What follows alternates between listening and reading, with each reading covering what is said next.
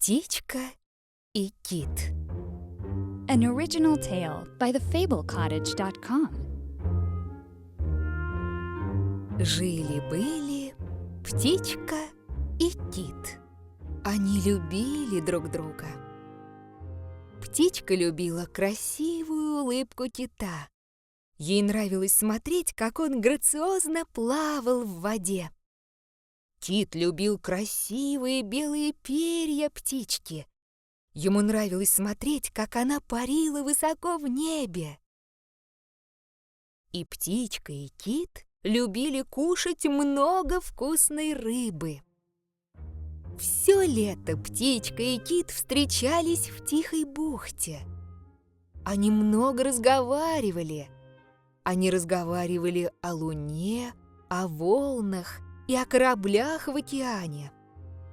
Птичка шутила, а кит смеялся. Кит красиво пел, а птичка плакала, хотя она и не знала, почему.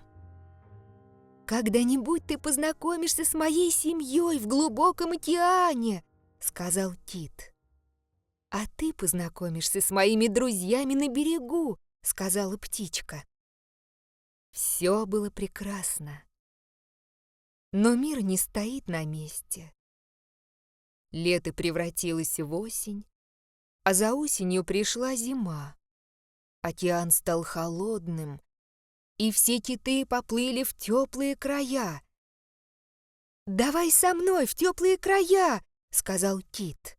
«Там замечательно, там всегда тепло и много вкусной рыбы».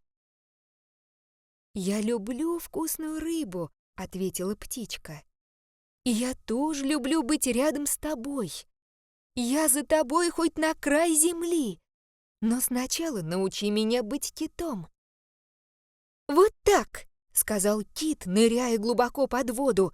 «За мной!» «Хорошо», — сказала птичка и тоже нырнула глубоко под воду.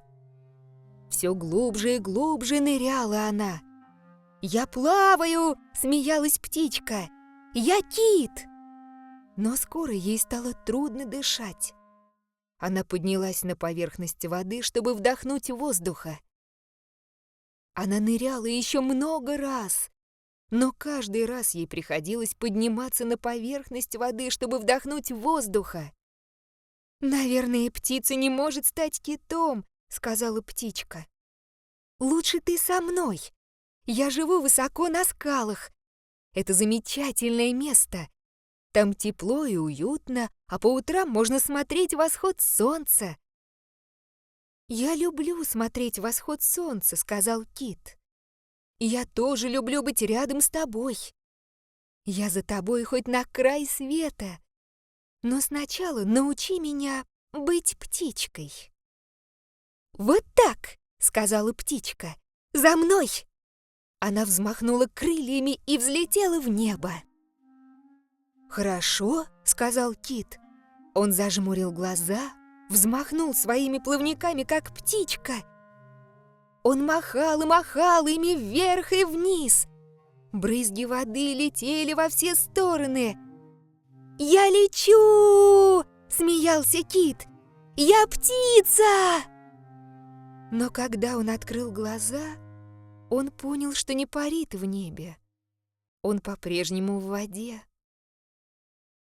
Он пытался летать снова и снова, но не смог. «Я думаю, что кит не сможет стать птицей», — сказал кит. «Но если ты не можешь летать, а я не могу плавать, где же нам жить?» — спросила птичка. «Мы останемся здесь, в нашей тихой бухте», — ответил кит. Птичка грустно покачала головой. «Ты любишь плавать глубоко в океане», — сказала она. «Это твое, самое любимое занятие. Ты не будешь счастлив здесь». Кит вздохнул. «А ты любишь летать высоко в небе», — сказал он. «Это твое, самое любимое занятие. Ты тоже не будешь счастлива здесь». И хотя птичка и кит очень любили друг друга, им пришлось попрощаться. Но они не забыли друг друга. Каждый раз, когда кит видел птиц, летающих высоко в небе, он думал о своей птичке. Он надеялся, что она так же счастлива, как и те птицы в небе. И каждый раз, когда птичка видела китов, ныряющих глубоко в океан, она думала о своем ките. Она надеялась, что он так же счастлив, как и те киты в океане.